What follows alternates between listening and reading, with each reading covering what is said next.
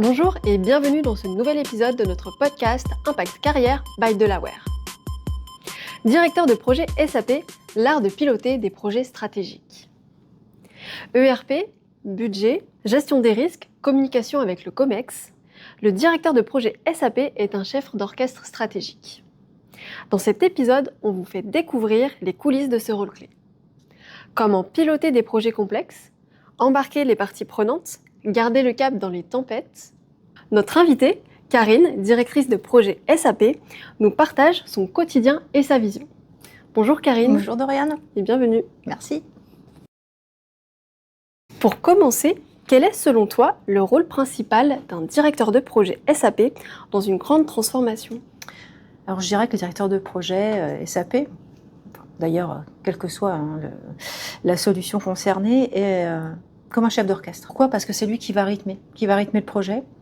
Il va accompagner l'ensemble des parties prenantes, que ce soit les clients, ou que ce soit d'ailleurs les consultants. Il a cette capacité à avoir une helicopter view. J'aime bien ce terme en fait. C'est vrai qu'il a cette capacité à avoir la vue d'ensemble qui permet vraiment de tracer une ligne directrice tout au long du projet. Qu'est-ce qui te plaît dans le fait d'avoir une vision d'ensemble du projet, du cadrage jusqu'au déploiement ? Alors, ce que j'aime, c'est effectivement de comprendre le besoin de nos clients. Parce qu'évidemment, selon les projets et selon les personnes que tu as en face, les besoins, les entreprises, les besoins ne sont pas les mêmes. Alors, pas uniquement d'un point de vue système d'information ou informatique, c'est vraiment le point de vue métier.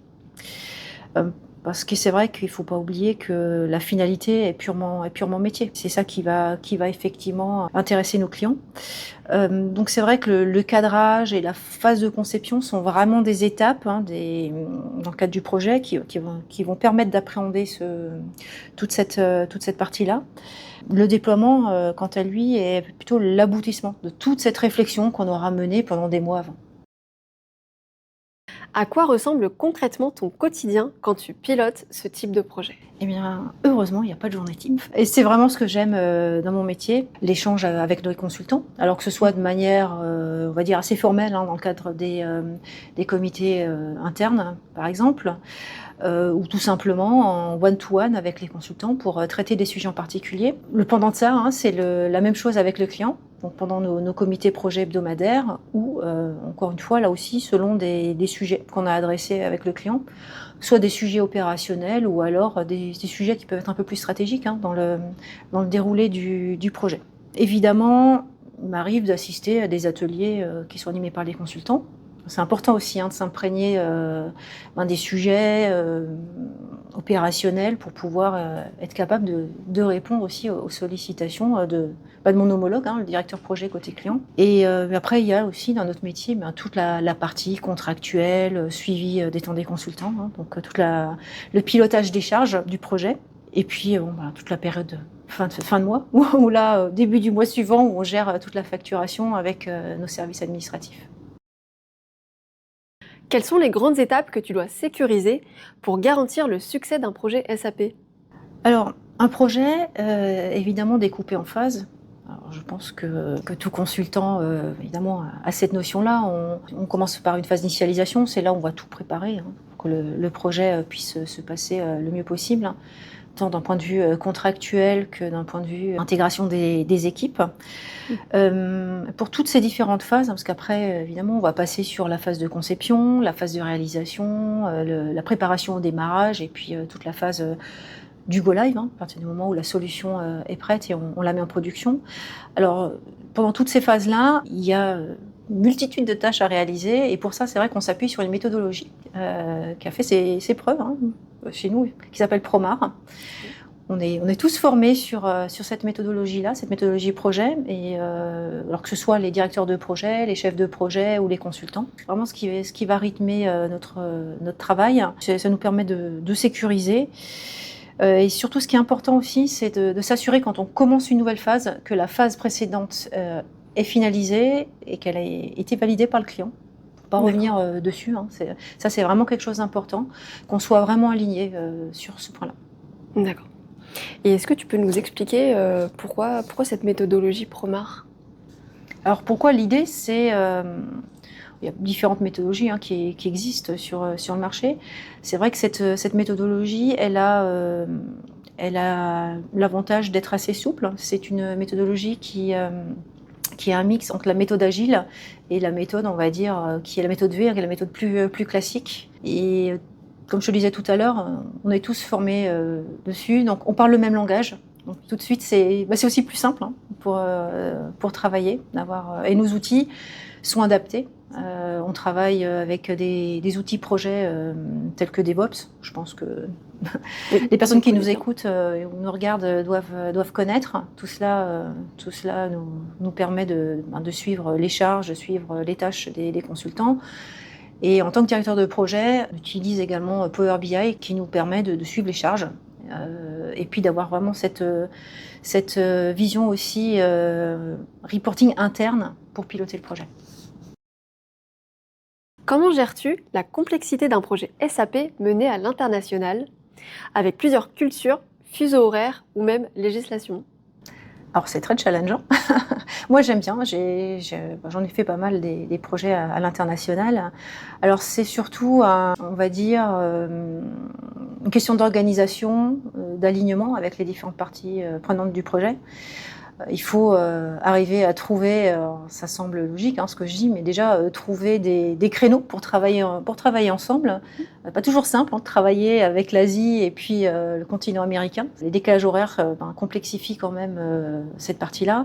Il y a aussi la différence culturelle qui est importante. On ne travaille pas de la même manière, évidemment. Je prends un exemple avec un Américain qu'avec un Chinois.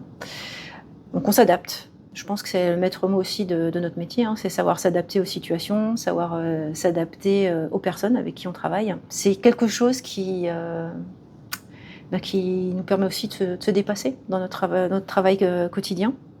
Et puis, on n'est pas enfermé dans des cases. Voilà. Je pense que c'est vraiment ce que j'aime.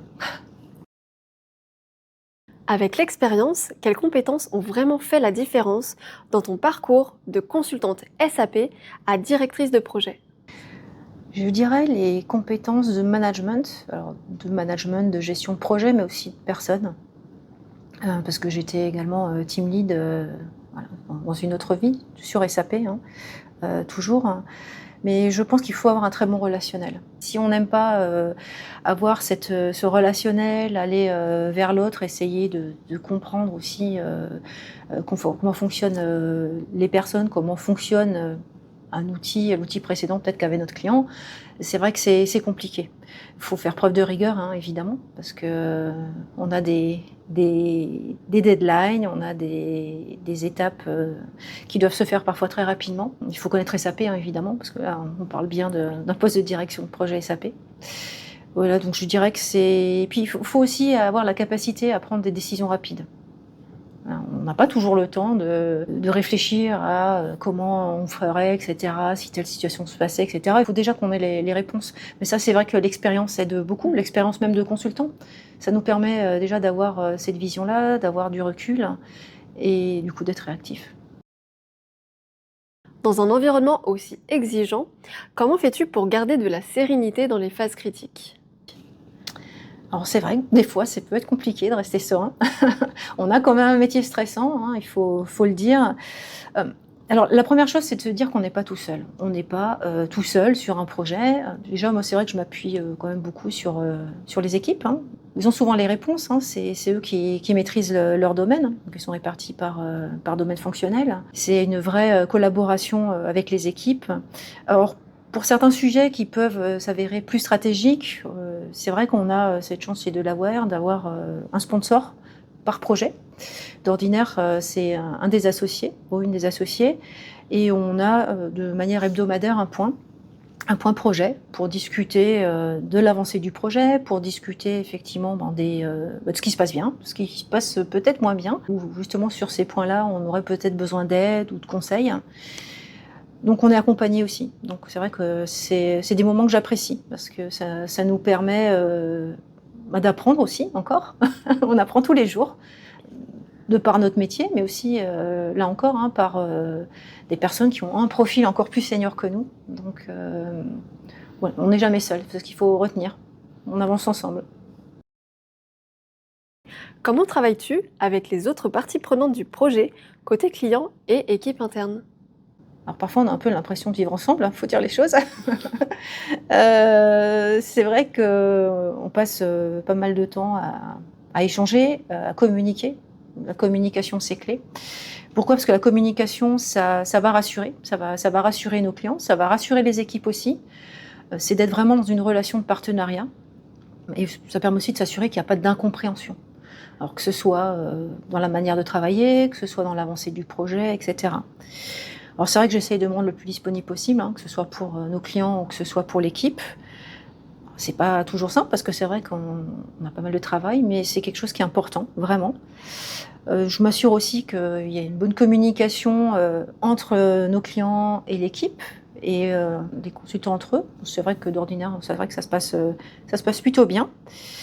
Et côté Delaware, il faut dire qu'on a pas mal de relations entre consultants, même en dehors du travail, On a beaucoup d'événements qui sont organisés. Moi, je pense que tu le sais bien. Donc c'est vrai que ça permet d'avoir aussi, une relation un peu plus personnelle, qui permet, également de créer du lien. Tout à fait. Comment fais-tu pour embarquer ton équipe et créer une vraie dynamique collective sur un projet long et exigeant? Alors il faut donner du sens. C'est important, donner du sens, aux consultants, à l'équipe en général. Moi-même, j'ai besoin qu'on me donne du sens, au moment où j'intègre un projet. Pourquoi? Parce que ça évite toute frustration, tout simplement. Il faut que chaque consultant, trouve sa place dans le projet, qu'il sache exactement ce qu'il doit faire. Et on a mis, récemment une réunion, justement en phase préparatoire de projet. On travaille avec nos avant-ventes, où chaque consultant va présenter ce qu'il a compris du projet et ce qu'on attend de lui dans le cadre de ce projet-là. Donc encore une fois, c'est un échange entre les équipes avant-vente et les équipes projet, et on s'assure d'être bien alignés sur le contenu du projet.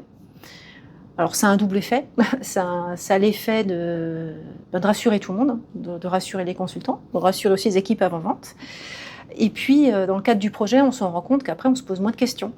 Alors évidemment les équipes, justement les équipes amont, côté avant-vente, seront toujours disponibles si on a des questions, mais on maîtrise déjà les sujets, on sait là où on doit aller. Donc ça c'est vrai que c'est important. Après oui, il faut que les gens se sentent accompagnés. Je pense que ça, c'est primordial. Et quand il y a des décisions à prendre, un peu stratégiques, etc., c'est vrai que c'est au directeur de projet d'acter. Il est le responsable du projet, il a cette responsabilité-là aussi. Quand les tensions montent dans un projet, quelle est ta posture pour garder le cap? Alors c'est rigolo que tu me poses cette question parce que voilà, j'en ai parlé récemment à certains de mes collègues. On a eu cette discussion-là et qui semble important, c'est d'arriver à prendre du recul. C'est de se dire que voilà, il peut y avoir des tensions, c'est normal, c'est la vie en général, mais c'est aussi la vie d'un projet. Donc ce qui est important, c'est de se dire que ces tensions qu'il peut y avoir, ce n'est pas personnel. C'est le projet qui fait qu'il peut y avoir des tensions. Donc il ne faut jamais prendre ça pour soi, c'est lié au projet. Donc dans ces cas-là, c'est vrai que le dialogue est primordial. Il ne faut pas rester sur ces frustrations dont je te parlais tout à l'heure, de se dire oh là là, ça va pas, on m'entend pas, ou pourquoi on m'a parlé comme ça. Non, il faut discuter et puis on se rend compte au final que il suffit peut-être de se prendre 5 minutes, d'aller prendre un café, de discuter et on relativise les choses. Donc, ouais. Et puis écouter les personnes quand elles ont quelque chose à dire. Bref, on parle encore de la disponibilité, qui est quelque chose de très important. Qu'est-ce qui te plaît le plus aujourd'hui dans ton rôle? C'est qu'il y a plusieurs dimensions dans ce rôle-là. Ce qui est riche, je trouve, c'est cette possibilité qu'on a de découvrir d'autres secteurs d'activité. Moi, je suis passée un jour du béton au parfum. Voilà, ça n'a absolument rien à voir. Et on se rend compte que chaque domaine est intéressant. Et on a aussi cette cet avantage et cette capacité dans ce métier de travailler avec des gens différents, des personnalités différentes, des cultures d'entreprise aussi qui sont différentes. Et alors, ce dont on parlait tout à l'heure, quand on est sur une dimension internationale, là on a en plus la dimension culturelle qui se rajoute. Voilà, donc je dirais, c'est un métier riche où on s'ennuie jamais.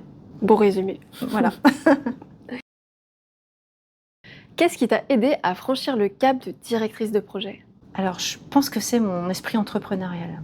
Parce qu'au final, être directeur de projet, c'est comme gérer sa petite entreprise. On a les actions à mener, on a ses équipes à manager, on a toute la relation client. C'est vraiment ça. C'est aussi, comme je le disais tout à l'heure, cet avantage d'être accompagné, si besoin.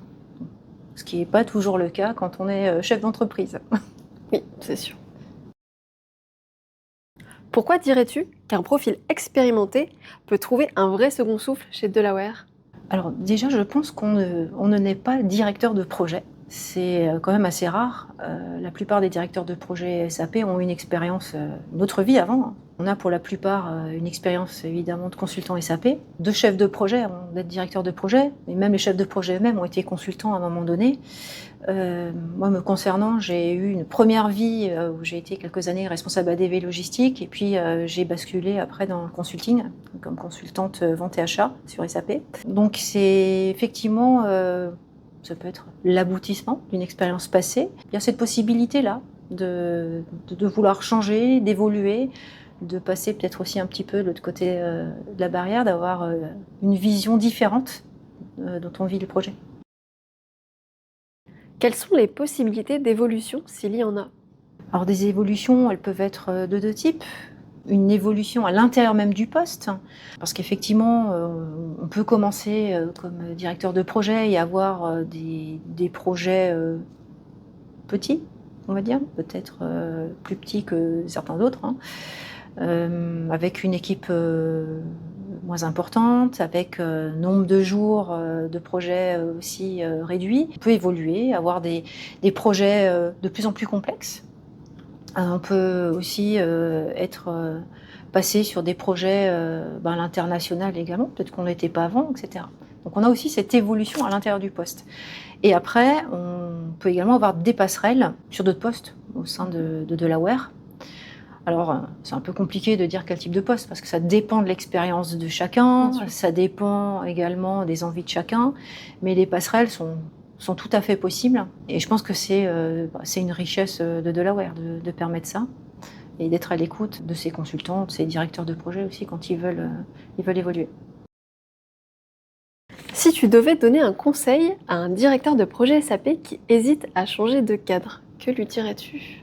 Je lui dirais de nous rejoindre, il faut nous rejoindre. C'est un métier où on apprend tous les jours et on a quand même cette chance, je pense que mes collègues appuieront mes propos, on a quand même la chance d'être dans une ESN où il fait bon vivre, tout simplement. Eh bien, merci Karine pour tes précieux conseils, pour avoir partagé ton expérience avec nous. Merci Lauriane. Je pense que cela va inspirer les personnes qui nous écoutent et les faire réfléchir sur leur avenir professionnel. Merci à tous. Vous l'avez compris, le directeur de projet n'est pas qu'un gestionnaire de planning. C'est un stratège, un coach, un médiateur et parfois même un pompier. Si vous êtes déjà chef de projet, ou si vous avez l'expérience des environnements complexes, et que vous aspirez à un rôle à fort impact, vous avez sans doute reconnu des situations ou découvert un nouvel angle.